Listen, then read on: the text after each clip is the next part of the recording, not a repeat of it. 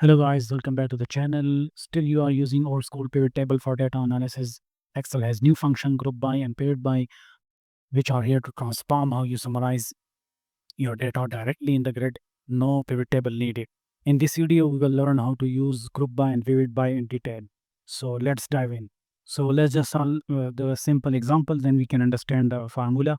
So I want the overall score of every student. So I'm gonna equal group by and select the row field here, and then I need to select the value field, and then I want to select the function. So I'm on overall, so I'm gonna select sum, and that's it. Now I have all the student score, which is aggregated.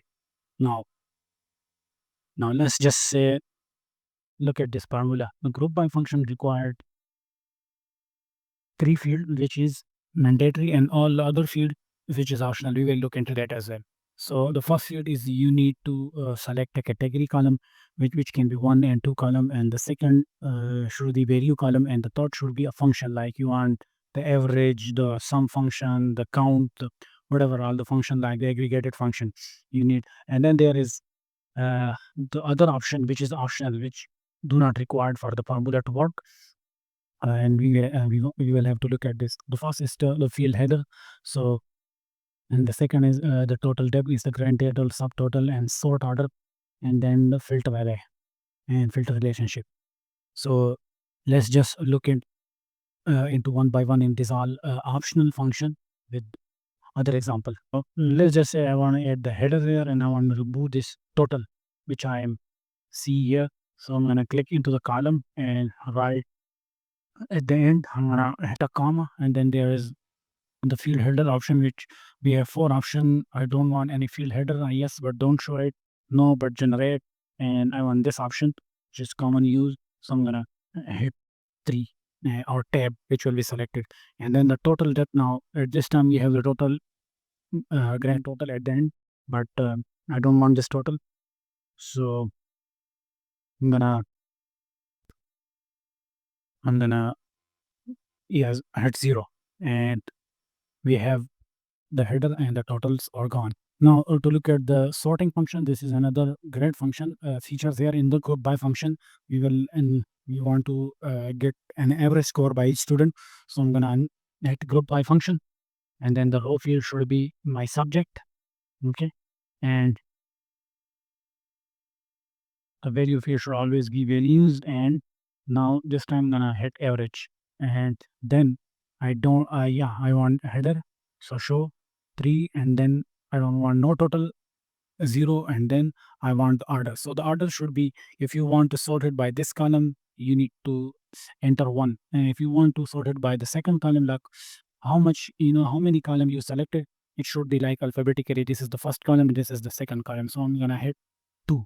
Now we want this to sort from top to bottom. So for this to work at from top to bottom, you need to enter a minus here for the 2, and when you hit this, it should be from. So the science is, now let's indent visible, and this is the score. We don't have any grand total, and this is sorted from top. The science is the top scorer here. You can also select 2 column for, like, you want here the subject and the teacher column. Like, so for this purpose, you will need another function inside the group function, which is called hstack. So let's start with the group by, and then the hstack. The hstack is horizontal stacking, like from the horizontal side you are stacking the column. So I'm going to select this, the subject column and the teacher column. Okay, we want to subject wise performance and by teacher, and then I'm going to select the value function. I'm sorry, I need to close this h stack. So in the h stack, you need to select the 2 field column, and then you need to close it, and then you need to select the value column. Okay, and then I'm going to hit average. We want headers. You don't want any total. And this time, since the column is 3, so we will sort it by -3. Okay, and that's it. Now look at this.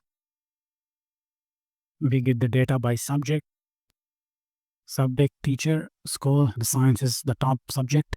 Okay, here is as well the top subject, and the teacher Miss Hera.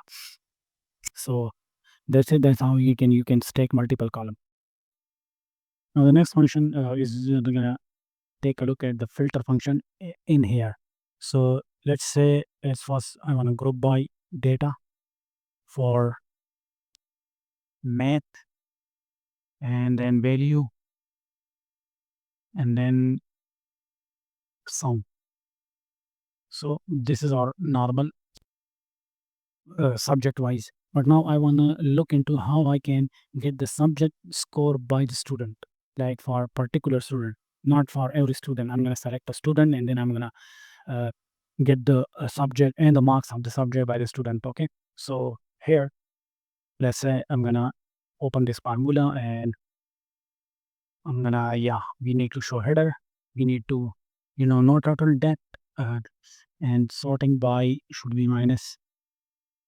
Okay. And then this is the filter function. Now I want to filter this data by a student. So I'm going to select another column here, the student column, and equal it with here Ali.